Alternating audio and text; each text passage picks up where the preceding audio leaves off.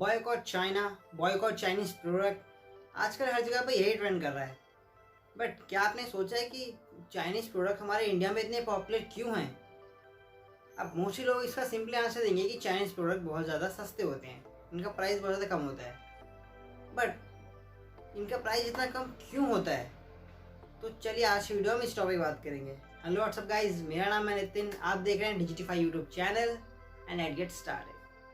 Chinese product का इतना सस्ते होने का पहला रीज़न ये है कि चाइना में लेबर कॉस्ट बहुत ज़्यादा कम है और इसका प्रोडक्ट के प्राइस पर काफ़ी ज़्यादा इफेक्ट पड़ता है। बट ताइवान और वियतनाम में लेबर सबसे ज़्यादा सस्ती है, चाइना से भी ज़्यादा सस्ती है। बट कंपेयर करें चाइनीज़ लेबर से तो चाइना की लेबर ज़्यादा स्किल है और यही एक रीज़न है कि बहुत सारी बड़ी बड़ी कंपनीज चाइना अपने प्रोडक्ट को मैन्युफैक्चर करवाती है। दूसरा रीज़न ये है कि चाइनीज़ प्रोडक्ट में जो भी वो मैन्युफैक्चर करते हैं उसका ज़्यादातर रॉ मटेरियल चाइना को उसके डोमेस्टिक लेवल पर ही मिल जाता है। तो यानी कि चाइना को ज़्यादातर अपना जो रॉ मटेरियल है वो किसी और कंट्री से इंपोर्ट नहीं करवाना पड़ता, जिसकी वजह से उसको टैक्सेस या अदर चार्जेस नहीं देने पड़ते और उनका पैसा बच जाता है और प्रोडक्ट हमारा और सस्ता हो जाता है। तीसरा रीज़न ये है कि Chinese company innovation and research पर ज़्यादा फोकस नहीं करती।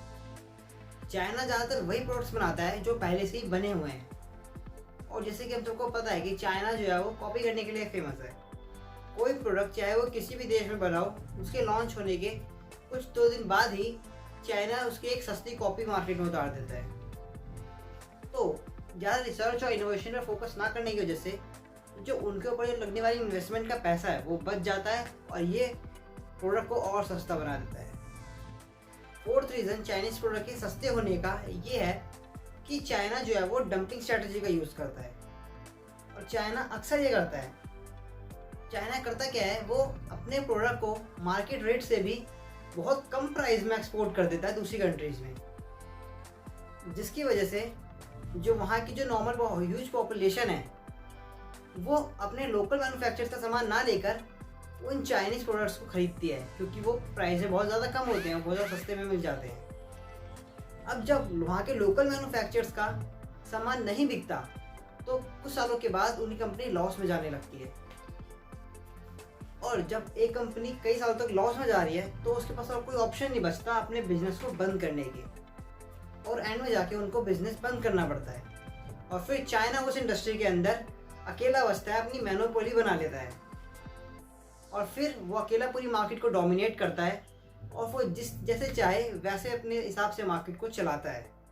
जैसे कि हम इंडिया में बजट और मिड रेंज फोन्स में देखते हैं कि किस तरीके से जब ओप्पो, वीवो या शाओमी जैसे ब्रांड्स इंडिया में आए तो अब माइक्रोमैक्स, लावा, इंटेक्स, इन कंपनियों का कोई नामो निशान नहीं है। दूर दूर तक कहीं ये लोग स्टैंड ही नहीं कर पा रहे हैं क्योंकि जैसे कि आपको पता होगा कि स्टार्टिंग में ये जो बजट फ़ोन आए थे वो कितने सस्ते थे।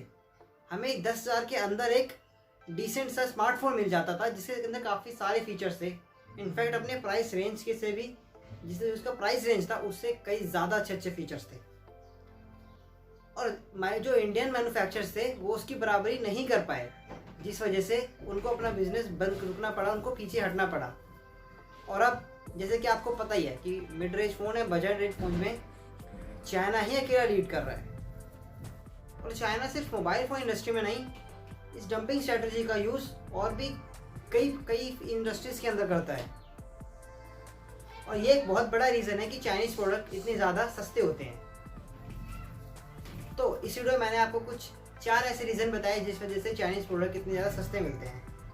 इस तरीके से और भी रीज़न है जो हम किसी और वीडियो में कवर करेंगे अगर आप मुझे कमेंट सेक्शन में और बताने के लिए कहेंगे तो चलिए इस वीडियो को एंड करते हैं। आई होप आपको वीडियो अच्छी लगी होगी तो वीडियो को एक लाइक दे दो और अगर चैनल पे नए हो और अभी तक सब्सक्राइब नहीं किया है तो सब्सक्राइब करके नोटिफिकेशन बेल भी ज़रूर दबाना, जिससे कि मेरी आने वाली वीडियोस आप तक सबसे पहले पहुँचेगी।